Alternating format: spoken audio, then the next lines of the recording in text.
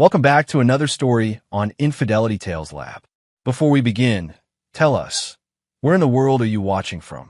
Now, let's dive into today's story. Chapter 1. The Accusation. Isaac Lowe was fixing his fence when Bertha Briggs cornered him. The 60-something woman had always been the neighborhood's self-appointed watchdog, but today her usual nosiness had transformed into something far more sinister. "I know what you did to your child," she hissed, her weathered face twisted with false concern. Isaac straightened up, setting down his hammer. He'd dealt with difficult situations before. 12 years in military intelligence had taught him to stay calm under pressure. "What child? What are you talking about?" "The one crying in your upstairs room. I've called the police." Isaac's blood ran cold. He and his wife Mary had been trying for children for years, but Mary's medical condition made pregnancy impossible. They lived alone in their modest two-story home on Maple Street, and Isaac knew for certain no child had ever cried in their upstairs room.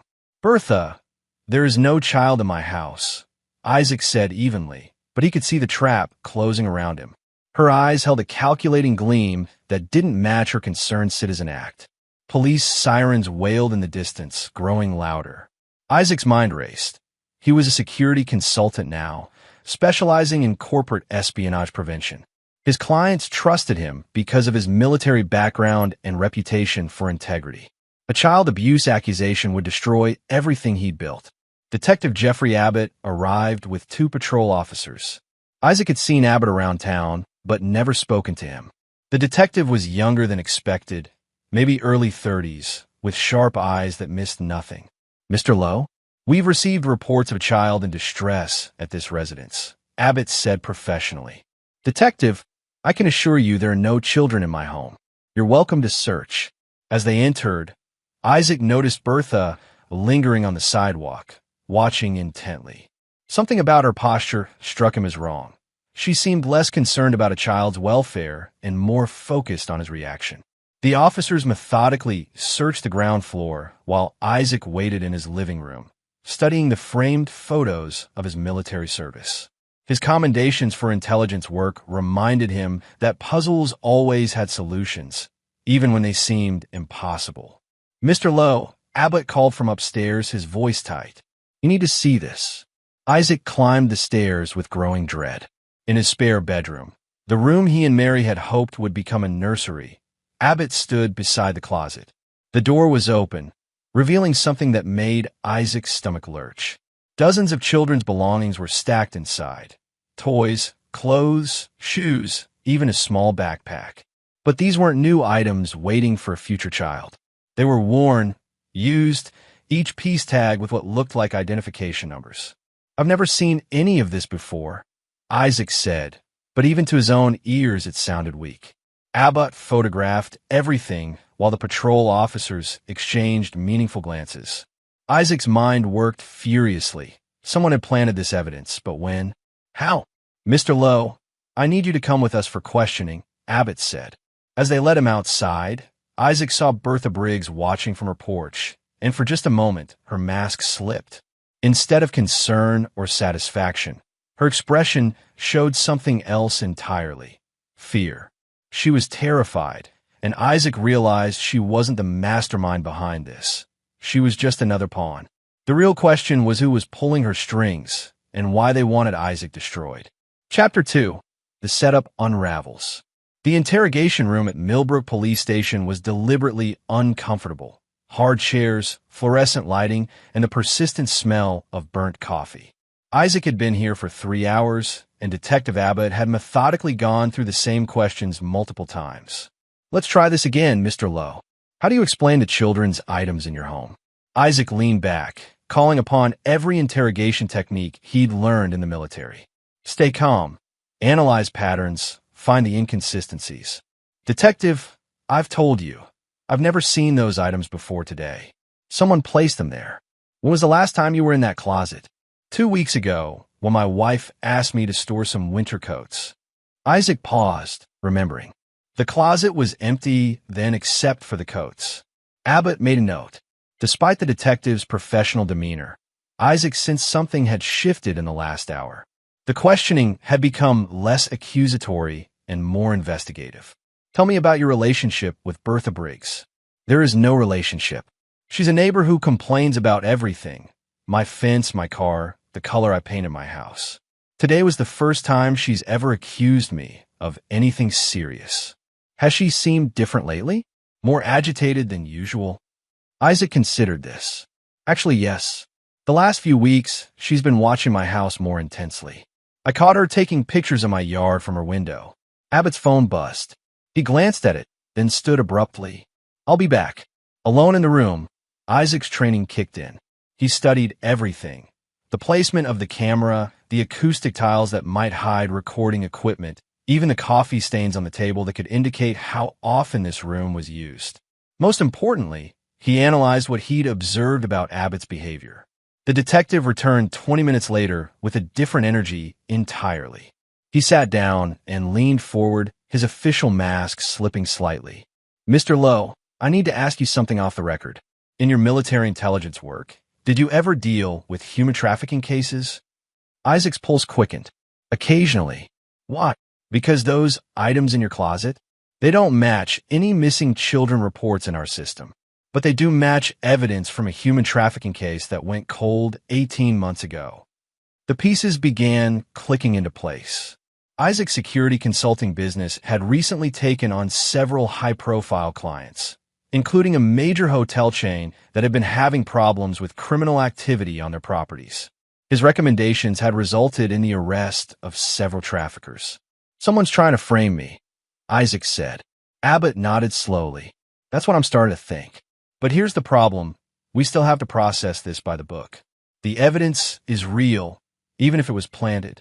And there are people in this department who won't look past the obvious. What kind of people? The kind who might be getting paid to not look too closely at certain crimes. Abbott checked his watch. I can hold off on formal charges for now, but you need to find out who did this and why. Because if this goes to trial, your military service won't save you. Isaac was released on his own recognizance 2 hours later. The late afternoon sun felt different now. Everything looked the same, but his world had fundamentally shifted. His neighbor's glances lingered too long, and he noticed curtains twitching as he walked to his car. Mary was waiting for him at home, her face pale but determined. Dr. Mary Thompson had always been the calm in any storm, and even now she radiated the quiet strength that had first attracted him to her. How bad is it? She asked. Bad, but not hopeless. Isaac pulled her close, breathing in the familiar scent of her hair. Someone's playing a very sophisticated game, and they made one crucial mistake. What's that? They picked the wrong target. Whoever did this doesn't know what I'm capable of when someone threatens my family. That evening, Isaac stood in his home office, surrounded by monitors and communication equipment left over from his consulting work. He began pulling up files, making calls to old contacts, and mapping out what he knew. Bertha Briggs was the key. Her behavior suggested she was being coerced, which meant someone had leverage over her. Isaac smiled grimly. Finding leverage was what he did best. By midnight, he had the beginnings of a plan. It would be risky, potentially illegal, and definitely satisfying. But first, he needed to understand exactly who he was fighting. The game had begun, and Isaac Lowe intended to win. Chapter 3, Gathering Intelligence. Isaac's first stop the next morning was Millbrook Public Library, an institution that still maintained physical records alongside digital ones. Librarian Rose Day had been there for 30 years and knew every family's history. Isaac, I heard about yesterday. What a terrible misunderstanding, Rose said, her voice carrying just the right note of sympathy mixed with curiosity. Thanks, Rose. Actually, I'm hoping you might help me understand something. I'm trying to learn more about my neighbor Bertha Briggs. Has she always lived alone? Rose glanced around conspiratorially. Oh, Bertha's had quite the life. She moved here 5 years ago after her husband died. But before that, she leaned closer. She lived in Riverside County, where she worked for Child Protective Services. Isaac's blood chilled. A CPS worker would know exactly how to manipulate evidence and create believable accusations. Did she retire from there? That's the interesting part. She took early retirement very suddenly. Some folks said there was trouble, but nothing official was ever announced. After leaving the library, Isaac drove to Riverside County. His military contacts included Oliver Holt, who now worked private security and owed Isaac several favors. They met at a diner outside the county seat. Oliver looked like what he was, a former Special Forces operator who transitioned to civilian work but never lost his edge. At 45, he was still intimidating enough to end conversations just by walking into a room. "Isaac, you look like hell," Oliver said, sliding into the booth. "I'm being framed for child abuse by a former CPS worker. I need to know why." Oliver's expression darkened. "Give me everything."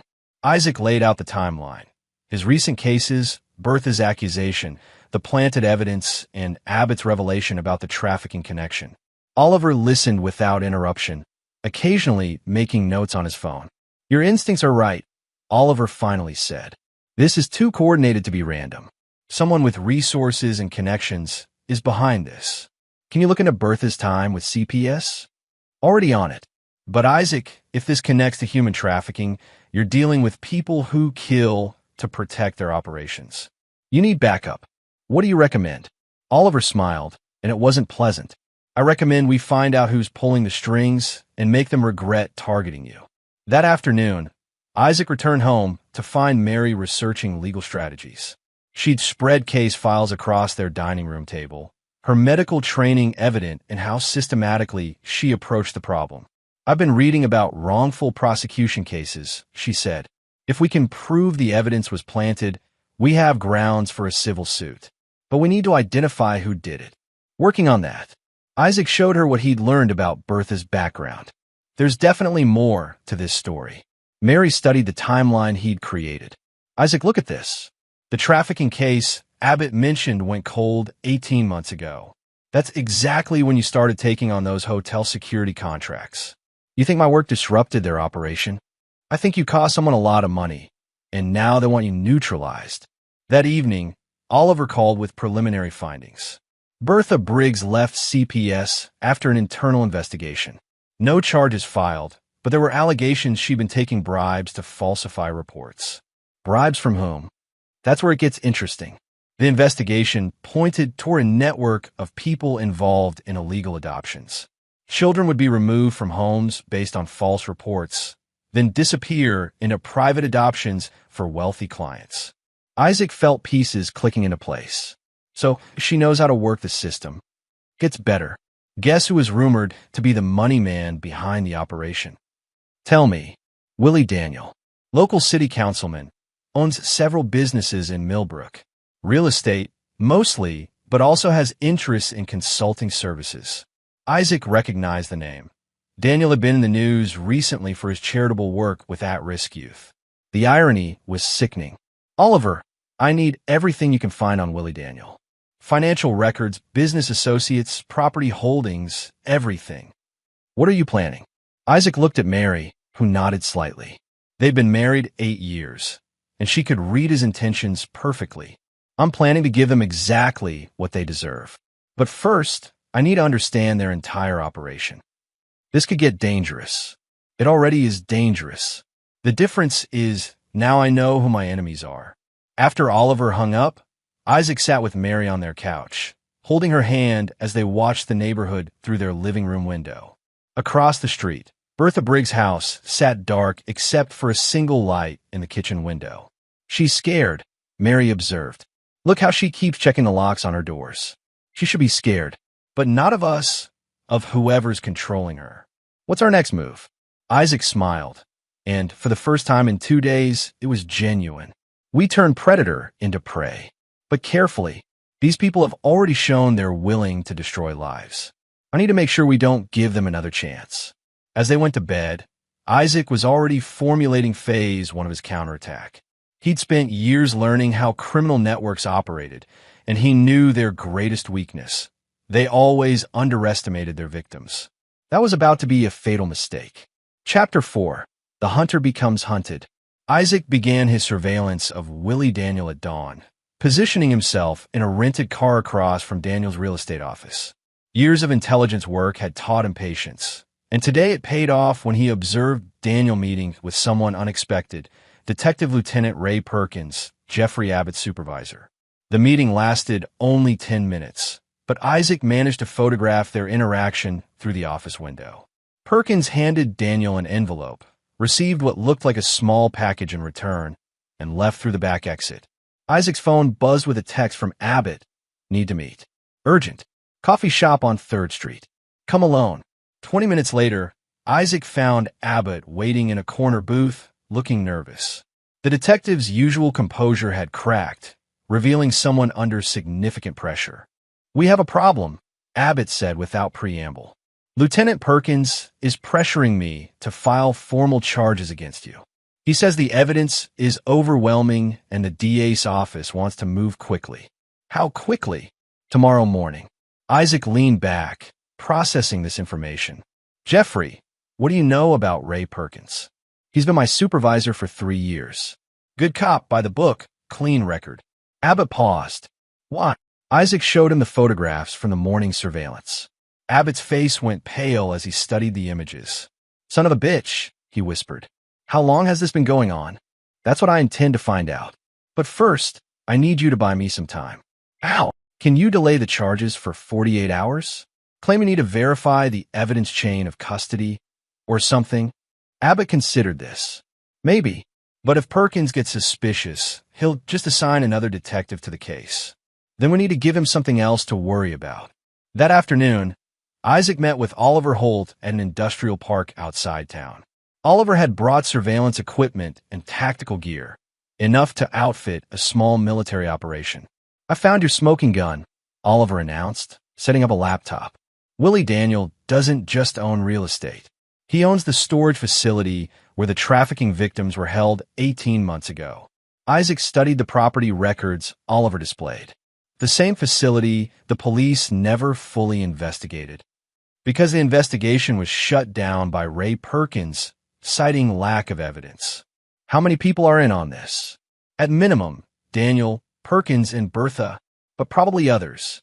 This kind of operation needs lawyers, judges, social workers, a whole network. Isaac's phone rang. Mary's name appeared on the screen. Isaac, you need to come home now, she said, her voice tight with controlled fear. Bertha Briggs is at our front door, and she's acting very strange. I'm on my way. Don't open the door. Isaac and Oliver reached the house in 15 minutes. Bertha stood on the front porch, pacing and muttering to herself. She looked like she hadn't slept in days. Mrs. Briggs, Isaac called from the sidewalk. Is everything all right? She spun toward him, her eyes wild. They know you're asking questions. They know about the detective helping you. Who knows? The people I work for. They're not happy about the complications. She stepped closer, lowering her voice. You don't understand what you're dealing with. These people, they've killed before. Then why are you here? Because they told me to give you a message. Her hands shook as she pulled a folded paper from her pocket. If you don't plead guilty and take whatever deal they offer, they'll do to your wife what they did to the children. Isaac took the paper, fury building in his chest. The message was typed, untraceable. Stop digging or Dr. Thompson joins our collection permanently. Oliver stepped forward, his presence immediately changing the dynamic. Ma'am, you're going to tell us everything you know about this operation. Right now. Bertha looked between them, clearly terrified. I can't. You don't know what they're capable of. Actually, I do, Isaac said quietly. I've spent my career learning exactly what people like this are capable of. But here's what they don't know about me. He stepped closer to Bertha, and she saw something in his eyes that made her back up against the porch railing. I'm capable of much worse things than they are. And if they threaten my wife again, they're going to discover just how creative I can be. Mary appeared in the doorway. Isaac, bring her inside. She's shaking. Against Isaac's better judgment, they brought Bertha into the living room. Mary, drawing on her medical training, provided tea and created a calming environment. Sometimes the soft approach worked better than intimidation. Bertha, how long have you been working for these people? Mary asked gently. 5 years. Ever since I left Riverside County. Bertha's voice was barely a whisper. They approached me after the CPS investigation, so they could make my problems disappear if I helped them occasionally. What kind of help? At first, just information. Which families were having problems, which children might be removed from homes. Then it got worse. Isaac sat forward. What do you mean worse? They wanted me to create problems, make false reports, plant evidence of abuse, testify in custody hearings. Tears ran down her weathered face. I told myself I was helping children, but I knew better. Why didn't you go to the police? Because they have evidence of what I did. Videos, documents, recordings. If I don't cooperate, I go to prison for the rest of my life. Oliver exchanged a look with Isaac. What about Willie Daniel? What's his role? He's the money man. He finds the buyers, arranges the adoptions, handles the payments. But he's not the boss. Then who is? Bertha's hands shook harder. I don't know his real name. Everyone calls him the patron. He has people everywhere. Police, courts, social services. That's how they knew you were investigating. Isaac stood up, pacing to the window. Outside, the neighborhood looked peaceful, but he now understood it was all an illusion. Predators lived among them, protected by corruption and fear. Bertha, here's what's going to happen, he said, turning back to her. You're going to help us bring down this entire operation. In exchange, I'll make sure you're protected when it's over. They'll kill me. Not if we get them first. Oliver smiled grimly. Isaac's right. We got enough to start dismantling their network. But we need to move fast before they realize how much we know. Isaac looked at his wife, who nodded her agreement. Mary had always supported his dangerous work because she understood that some fights were worth the risk. All right, Isaac said. Time to go hunting. Chapter 5. Setting the Trap. Isaac's plan required precise timing and multiple moving parts. He'd spent the previous evening coordinating with Oliver and Jeffrey Abbott, while Mary worked on keeping Bertha calm and extracting more details about the operation. The first phase targeted Willie Daniel's financial network.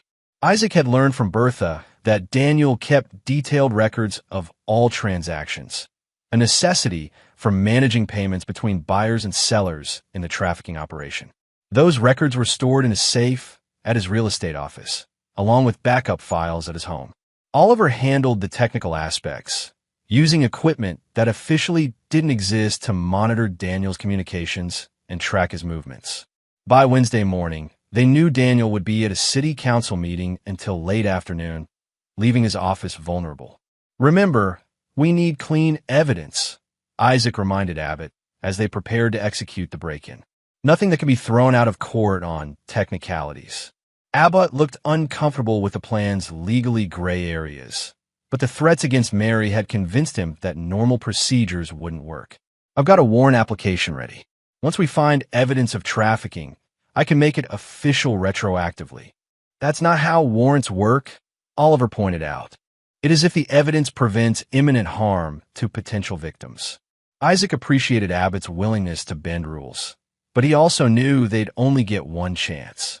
If Daniel's network realized they were exposed, they'd disappear along with any evidence of their crimes. The real estate office occupied a converted Victorian house on Main Street. Isaac and Oliver entered through the rear door using lockpicks that left no trace of forced entry. The building's old construction worked in their favor. Thick walls dampened sound, and the layout provided multiple escape routes. Daniel's office was on the second floor, decorated with photos of him receiving various civic awards and shaking hands with prominent citizens. Isaac found it nauseating how many people had been fooled by the man's charitable facade. The safe was hidden behind a painting of Millbrook's founding families. Oliver made quick work of the electronic lock using a device that cycled through possible combinations faster than humanly possible. Jesus Christ. Oliver breathed as the safe opened. Inside were dozens of files containing photographs, financial records, and correspondence related to the trafficking operation. Isaac photographed everything with a high-resolution camera, while Oliver downloaded files from Daniel's computer. The scope of the operation was staggering. Over the past 5 years, they'd facilitated the illegal adoption of nearly 50 children, generating millions in revenue. The file showed a sophisticated network extending across 3 states, with corrupt officials at every level of the system. Isaac, look at this, Oliver called from the computer.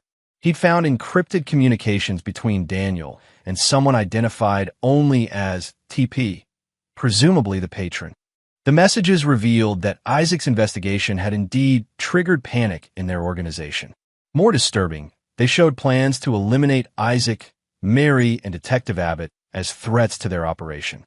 "We need to get out of here," Isaac said, but as he spoke, they heard voices in the hallway below. Daniel had returned early from the council meeting, and he wasn't alone. Isaac recognized Ray Perkins' voice, along with two other men they didn't identify. "Told you this was getting out of hand," Perkins was saying. "The detective's asking too many questions, and now the military guy has outside help." "It's handled," Daniel replied. "The patron has people in place. All three of them will be taken care of tonight." Isaac and Oliver exchanged grim looks. They were trapped on the second floor with evidence that could bring down the entire network. But first they had to survive the next few minutes.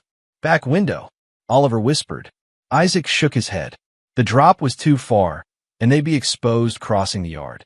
Instead, he pointed to a closet that backed up against the building's old servant stairs, a hidden passage common in Victorian houses. They slipped into the closet just as footsteps approached Daniel's office.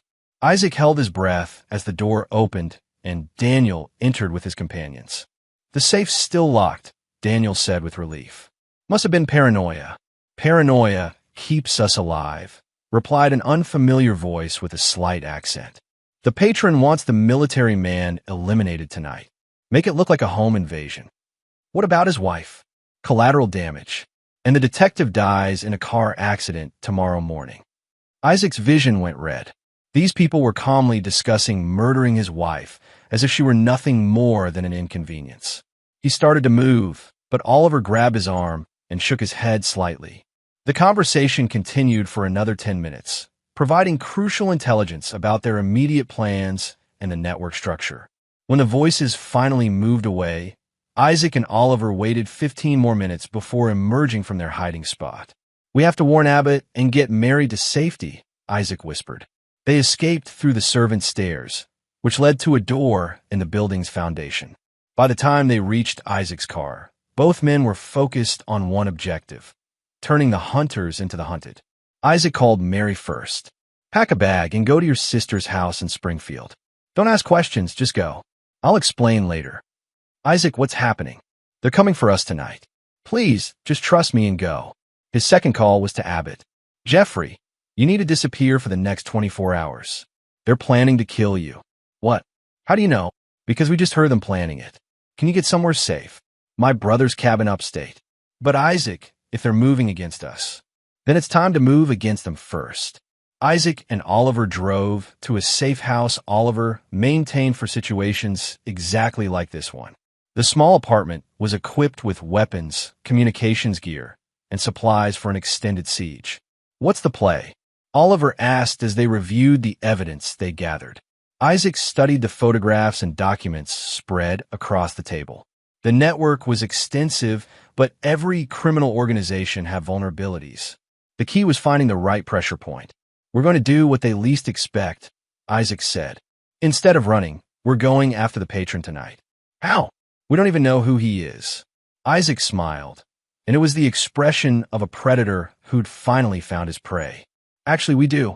Look at the communication patterns and financial flows. There's only one person in this town with the resources and connections to run an operation this sophisticated." Oliver studied the data more carefully. Then his eyes widened as he reached the same conclusion. "Son of a bitch. It's been hiding in plain sight." Isaac nodded. "Tomorrow morning, Millbrook is going to wake up to a very different world. But first, we need to make sure none of us see tomorrow if the patron has his way." Outside, darkness fell over the town, and somewhere in that darkness, killers were preparing to eliminate the last threats to a trafficking network that had operated with impunity for years. But Isaac Lowe had spent his career hunting people who thought they were untouchable. Tonight, he would remind them that everyone was vulnerable if you knew where to strike. Chapter 6: The Patron Revealed. Isaac and Oliver spent the evening analyzing the evidence and preparing for what Isaac suspected would be the most dangerous night of his life. The files from Daniel's safe painted a clear picture of the trafficking network structure, but more importantly, they revealed the identity of the patron. "It makes perfect sense," Oliver said, studying the financial records. He's had access to vulnerable families through his position. He's got the political connections to protect the operation, and he's been publicly advocating for child welfare while privately destroying lives. Isaac stared at a photograph of Judge Henry Sheridan receiving a humanitarian award. Sheridan had been Millbrook's most respected family court judge for 15 years, known for his compassionate handling of custody cases and his charitable work with foster children. In reality, he'd been using his position to identify children who could disappear without causing too much investigation. How many cases has he handled where children were removed from homes based on Bertha's false reports? Isaac asked. At least 30 that we can identify, probably more that were handled through other channels. The scope of the betrayal was staggering. Families had trusted Sheridan with their most precious possessions, and he'd systematically sold their children to wealthy buyers who didn't ask questions about paperwork irregularities. Isaac's phone buzzed with a text from an unknown number. Your wife is safer now. Come to Millbrook Cemetery, Section 7, midnight. Come alone or she dies. They have Mary, Isaac said, his voice deadly calm. Oliver looked up from the files. That's impossible. She went to her sister's house in Springfield. Isaac called Mary's sister, but the phone went straight to voicemail. A follow-up call to Springfield police confirmed his worst fears.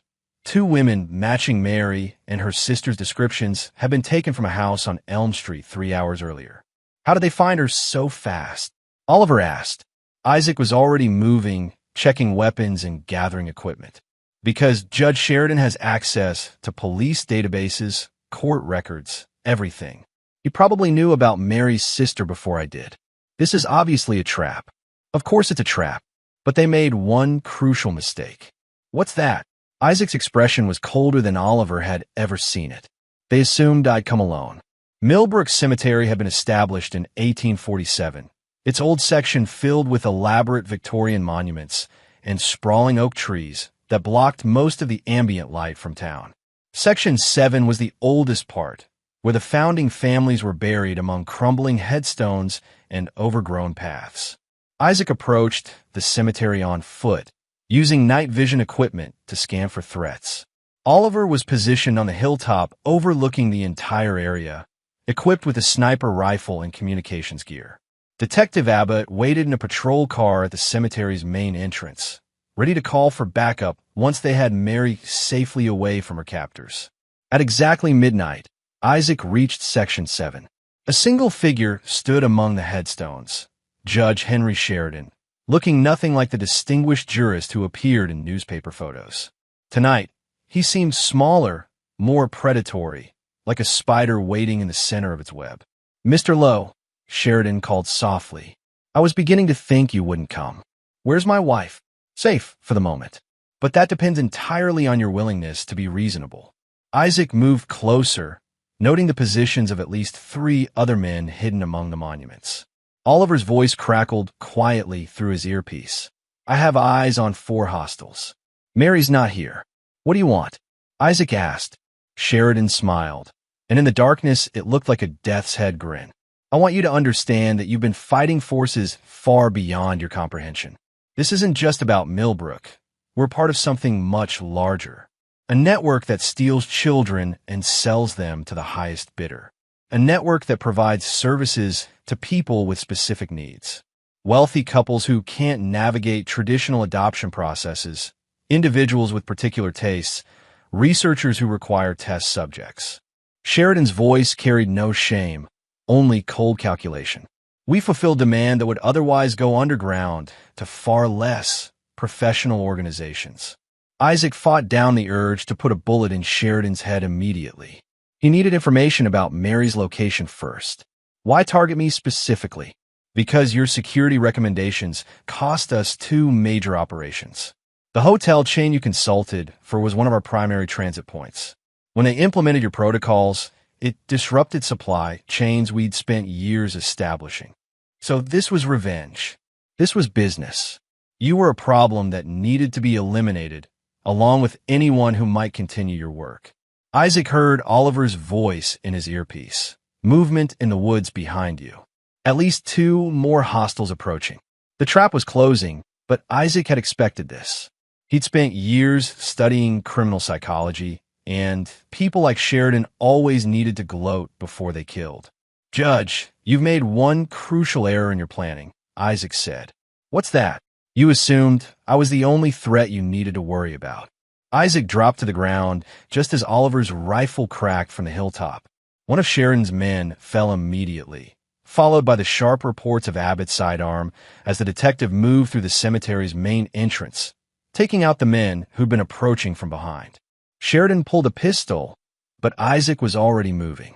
Years of military training took over as he rolled behind a large headstone and returned fire. The judge was skilled with his weapon, but he'd never faced someone with Isaac's combat experience. The firefight lasted less than 3 minutes. When the shooting stopped, Sheridan lay wounded among the headstones, his remaining men either dead or fled into the woods. Isaac knelt beside the judge, pressing the barrel of his pistol against the man's temple. "Where's my wife?" Sheridan coughed, blood speckling his lips. "The old Riverside storage facility. Building 7. But you're too late. If we don't check in by 12:30, they have orders to eliminate all the witnesses." Isaac checked his watch. 12:22. The storage facility was 15 minutes away, even driving at dangerous speeds. "Oliver, did you get that? Already moving to my vehicle. I can make it in 12 minutes. Abbott appeared among the headstones, his weapon drawn. "Is it over?" "Not yet," Isaac replied. "Call for ambulances and backup, then meet us at Riverside Storage. And Jeffrey, bring everything.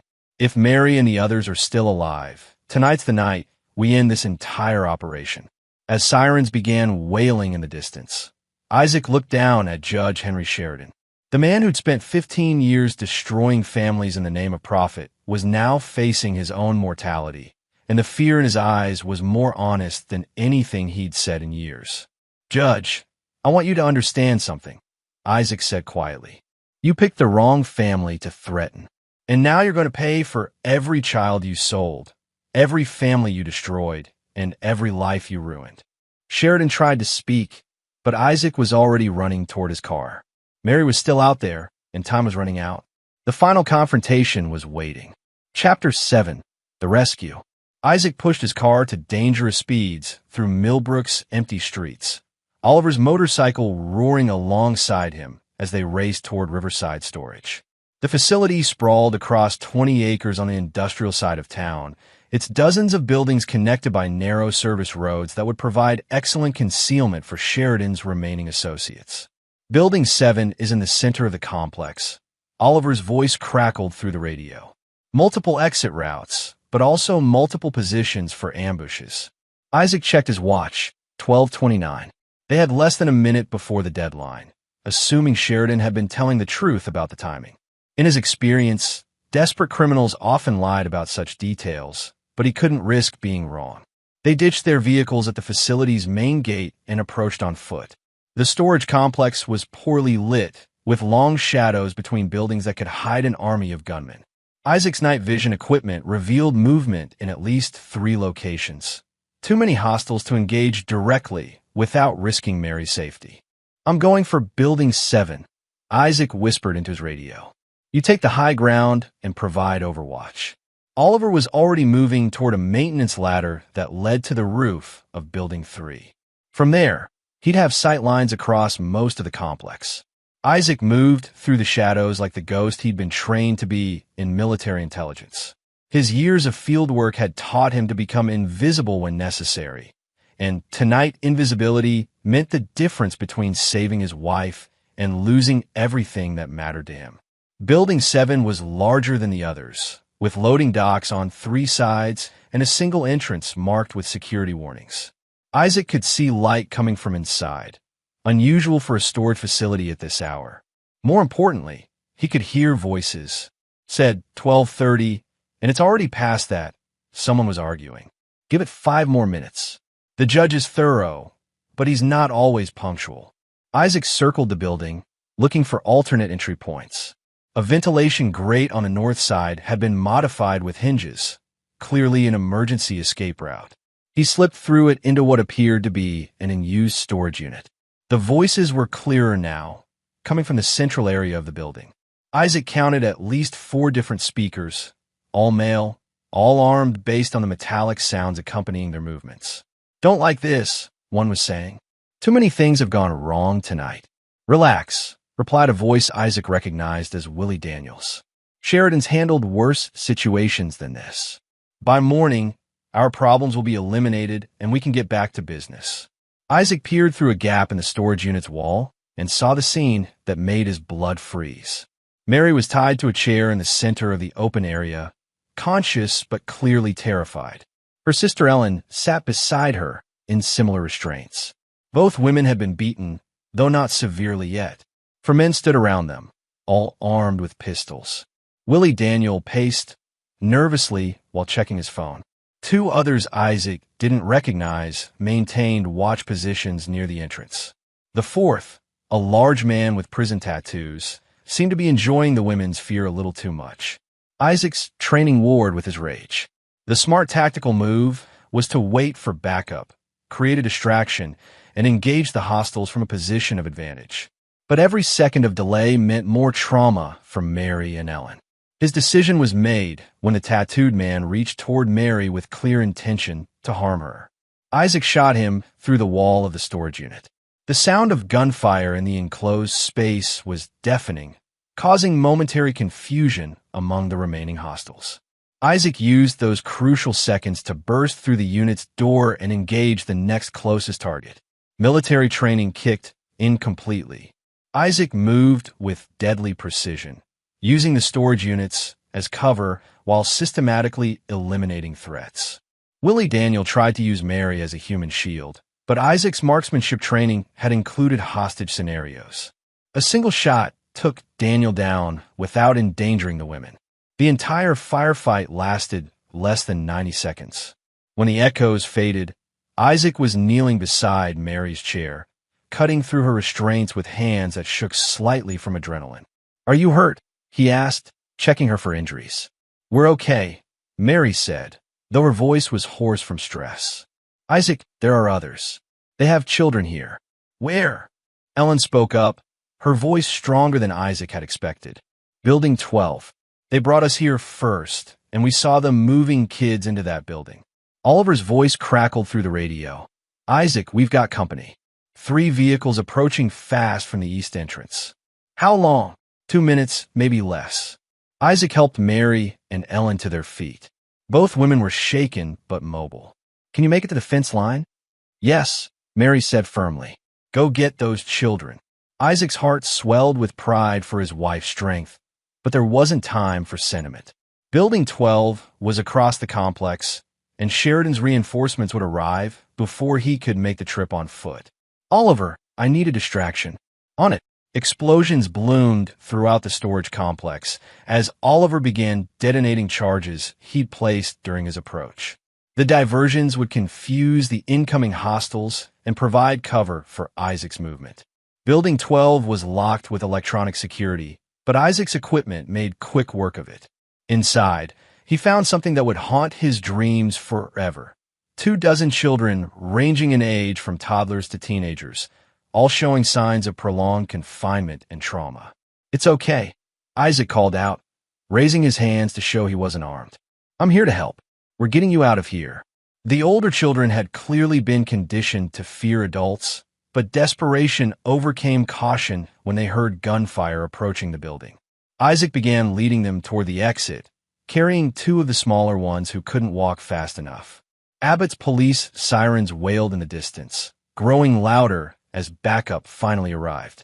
Isaac emerged from Building 12 to find Oliver providing covering fire from his rooftop position, while Sheridan's reinforcements took defensive positions around the complex. "This way," Isaac shouted to the children, leading them toward a break in the perimeter fence that Oliver had created with his explosives. The sight that greeted police and paramedics would become the stuff of legend in Millbrook.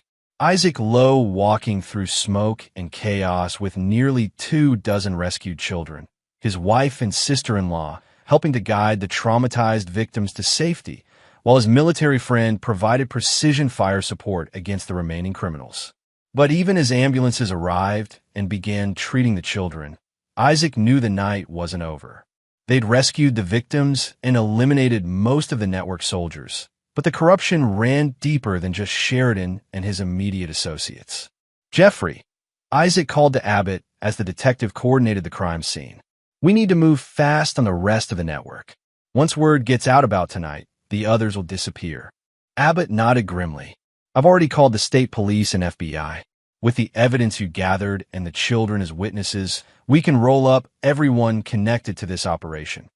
Isaac looked around at the devastation of the storage complex, then at Mary as she comforted a crying child. His wife caught his eye and nodded slightly. The same look of determination that had carried them through 8 years of marriage and would carry them through whatever came next. The network that had terrorized children and destroyed families for years was finally broken. But Isaac's work wasn't finished until every person involved faced justice. Tomorrow would bring arrests, trials, and a long process of healing for the victims. Tonight, Isaac Lowe had done what he'd sworn to do: protect his family and make his enemies pay for their crimes. But he had one more gift for those who'd threatened the woman he loved. Chapter 8. Justice and Reckoning. The next 72 hours transformed Millbrook from a quiet suburban town into the center of a federal investigation. FBI agents swarmed through the storage facility, Daniel's real estate office, and Judge Sheridan's chambers, collecting evidence of what prosecutors would later call the most extensive child trafficking operation uncovered in the region's history. Isaac spent most of that time in debriefings, walking federal agents through the evidence he and Oliver had gathered. The military precision of their investigation impressed even seasoned FBI professionals, though Isaac noticed some discomfort with the irregular methods they'd employed. Mr. Lowe, Special Agent Candace Hendricks said during their final interview, "Your background obviously prepared you well for this type of investigation.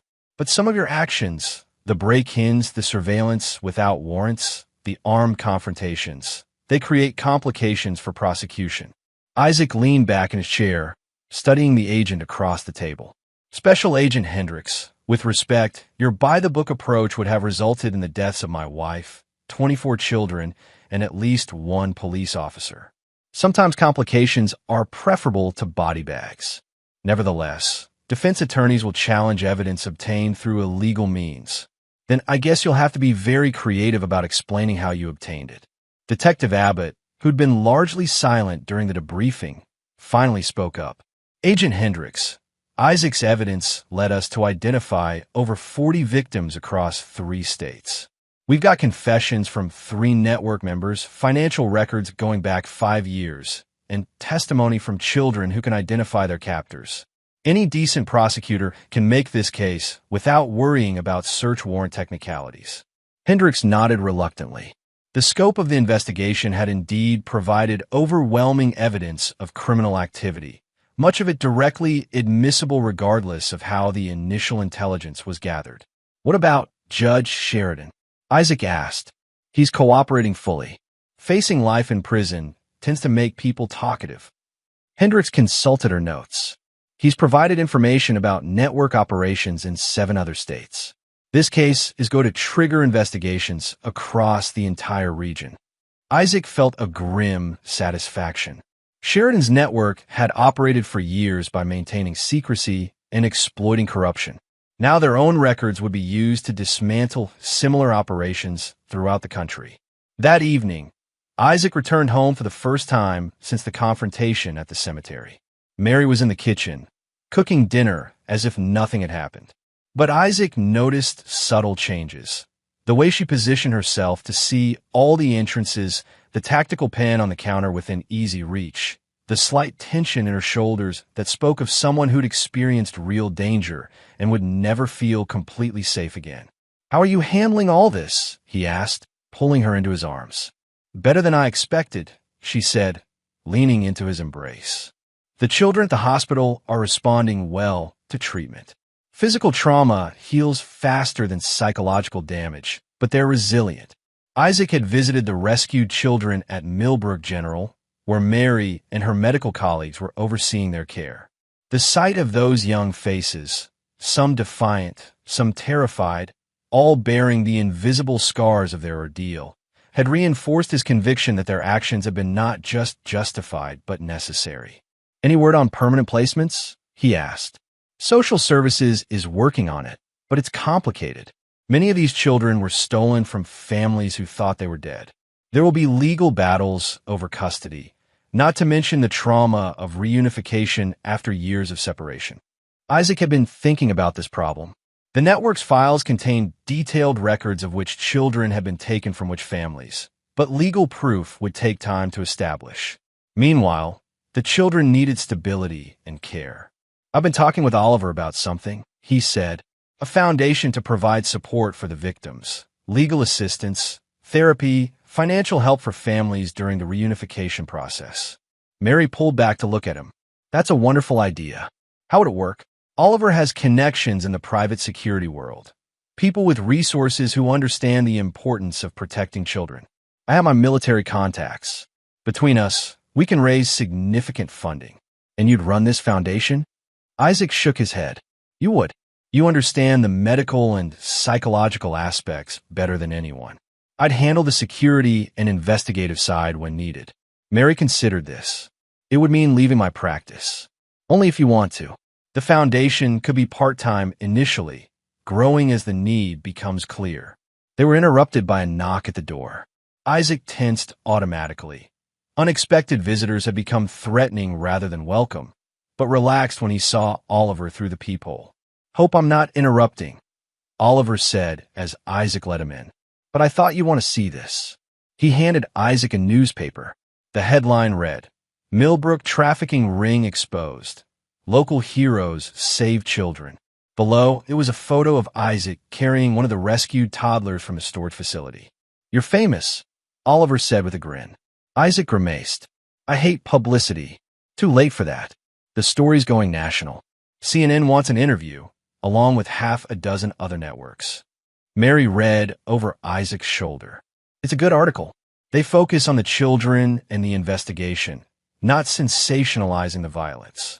Speaking of the investigation, Oliver continued, "I got a call from Agent Hendricks this afternoon.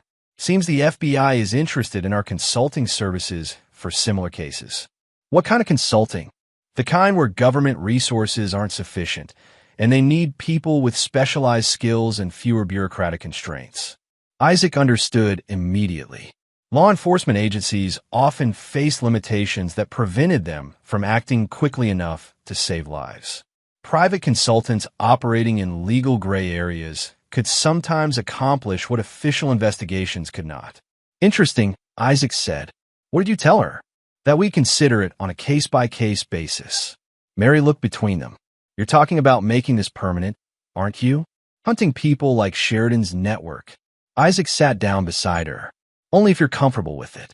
After what we've been through, I understand if you want a quieter life." Mary was silent for a long moment, staring at the newspaper photo. "Isaac, do you know what I kept thinking about while we were tied up in that storage facility?" "What?" "All the other children who went through the same thing, but didn't have someone like you willing to fight for them." She looked up at him with the fierce determination he'd fallen in love with. "If we can prevent other families from experiencing what we went through, then yes, I'm comfortable with making this permanent." Oliver smiled.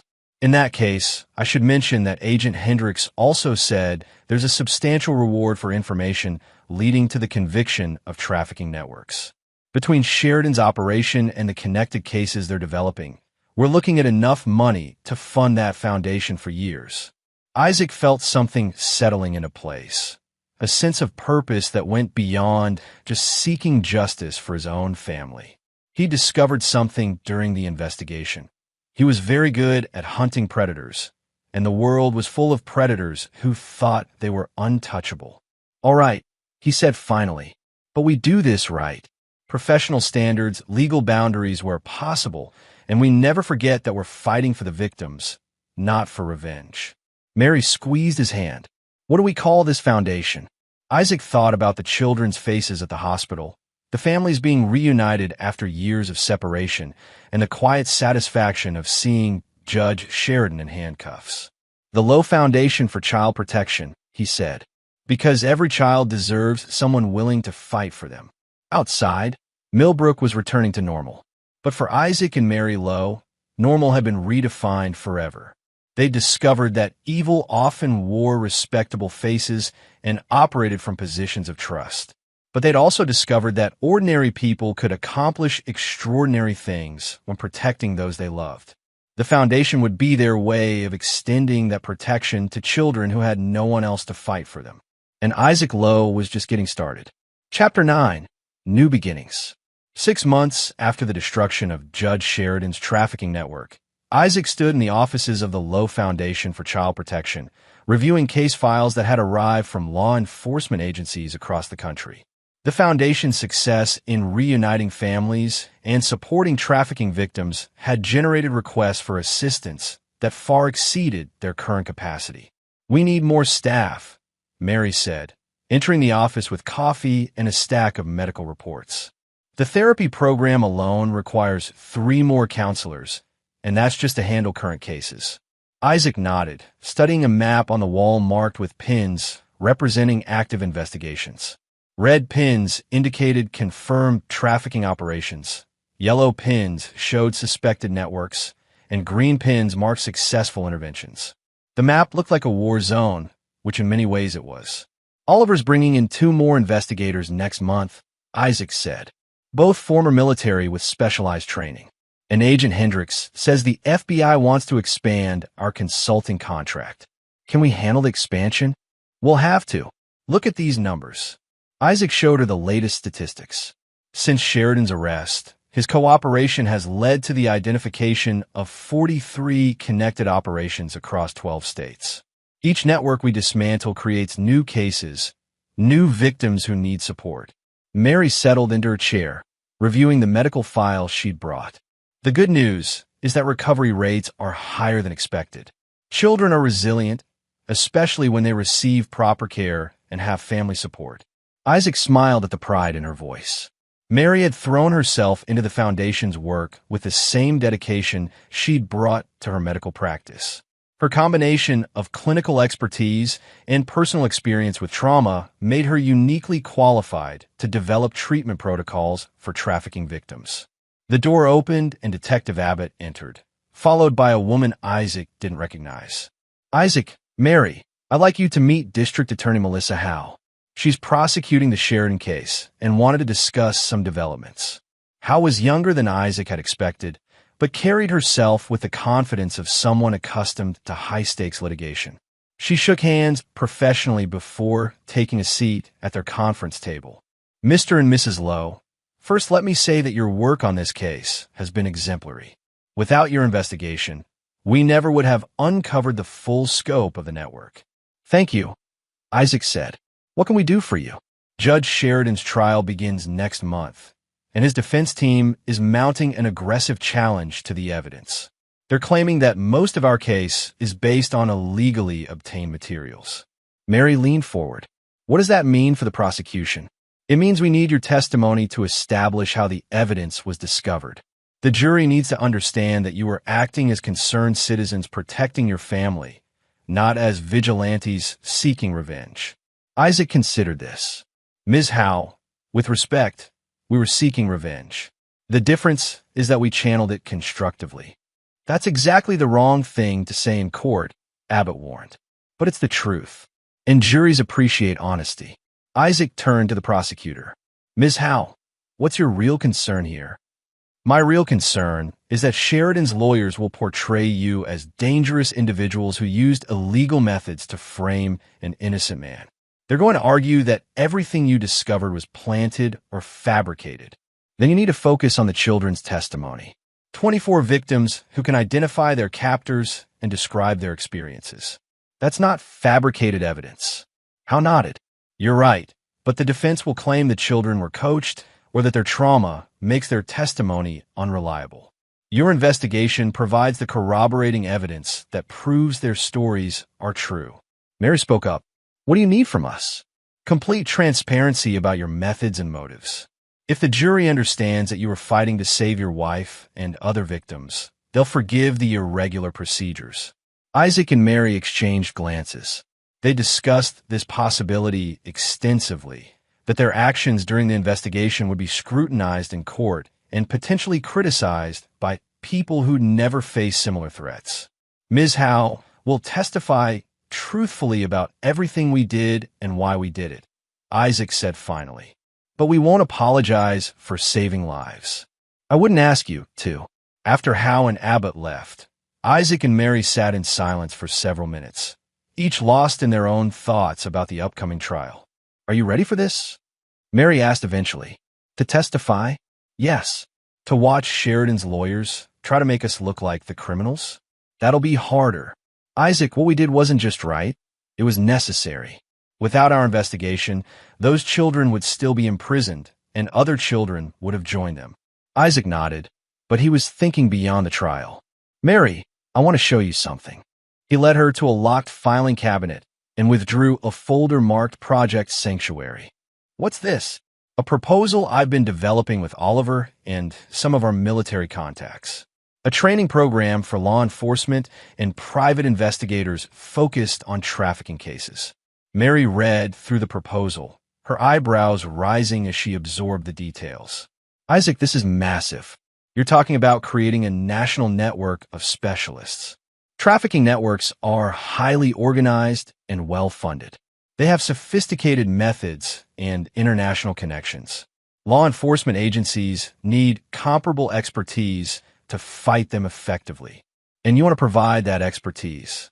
I want to ensure that what happened to us and to those children never happens to another family. Mary closed the folder and looked at him with the expression that had captured his heart 8 years earlier. When do we start? The trial of Judge Henry Sheridan began on a cold Monday morning in February. Isaac and Mary arrived at the courthouse to find media crews and protesters gathered on the steps. Signs reading Justice for Children competed with others proclaiming due process matters. Inside, the courtroom was packed with spectators, including many of the families whose children had been victims of Sheridan's network.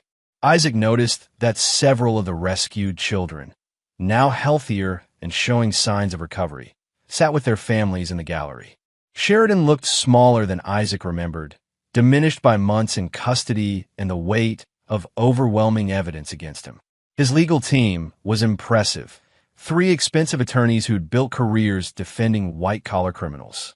District Attorney Howe's opening statement was masterful, painting a clear picture of the trafficking network while acknowledging the unconventional methods used to expose it.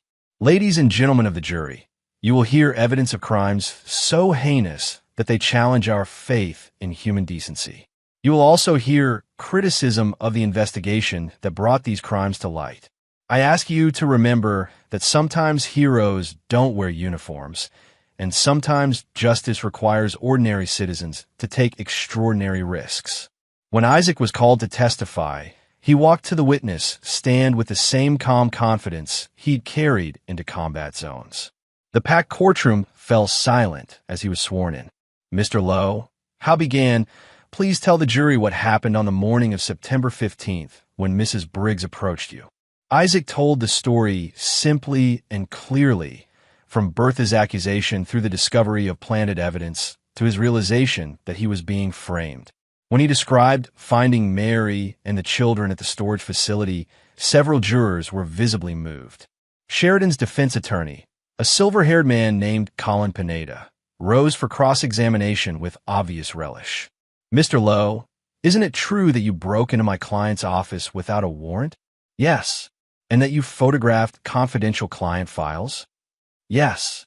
You also engaged in surveillance of Judge Sheridan without legal authorization?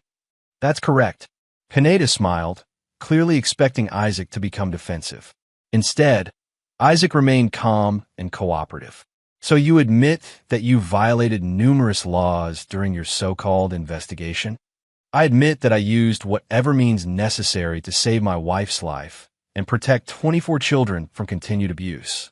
Mr. Lowe, do you believe that citizens have the right to take the law into their own hands? Isaac looked directly at the jury. I believe that when the system fails to protect innocent people, good men and women have a responsibility to act. Everything I did was focused on saving lives, not seeking personal gain. But you had no legal authority.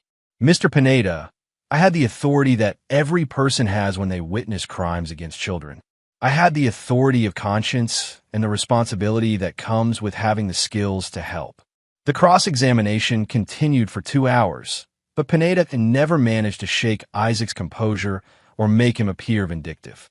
When Mary testified the following day, her medical expertise and obvious compassion for the victims provided powerful support for the prosecution's case. The trial lasted 3 weeks. Judge Sheridan's defense team tried every possible strategy, questioning the evidence, attacking the investigation, even suggesting that their client was being scapegoated by the real criminals. But the testimony of the rescued children was devastating, and the financial records left no room for alternative explanations. The jury deliberated for 6 hours before returning guilty verdicts on all charges. Judge Henry Sheridan was sentenced to life in prison without the possibility of parole. As Isaac and Mary left the courthouse, they were surrounded by reporters shouting questions about their future plans and the foundation's work. Isaac paused on the steps to make a brief statement. Justice was served today, but our work isn't finished. There are other networks, other victims, other families who need protection.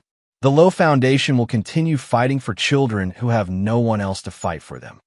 That evening, at a celebration dinner attended by the investigation team and victim families, Isaac received a call from Agent Hendricks. Isaac, congratulations on the conviction. But I'm calling about something else. We've identified a trafficking network in Colorado that follows the same pattern as Sheridan's operation. Are you and your team available for consultation? Isaac looked around the restaurant, at the children laughing with their families, at Mary discussing therapy programs with other parents, at Oliver and Abbott planning their next training seminar. Agent Hendricks will be there tomorrow. As Isaac hung up, Mary appeared beside him. Another case, another chance to make sure no family goes through what we did. Mary smiled and took his hand. Then let's get to work. Outside, Millbrook sparkled under spring stars, a town forever changed by the events of the past year. But in a restaurant filled with survivors and heroes, Isaac and Mary Lowe were already planning their next mission. Because some fights are worth a lifetime of commitment, and some victories are just the beginning of larger wars. The foundation that had started as an act of vengeance had become something greater, a beacon of hope for children who needed to know that someone, somewhere, was willing to fight for them. Isaac Lowe had found his true calling, and he was just getting started. And there you have it. Another story comes to an end. What did you think? I'd love to hear your thoughts in the comments below. If you enjoy this story, consider joining our community by subscribing. It means the world to us. For more stories like this one, check out the recommended videos on screen. And I'll see you there.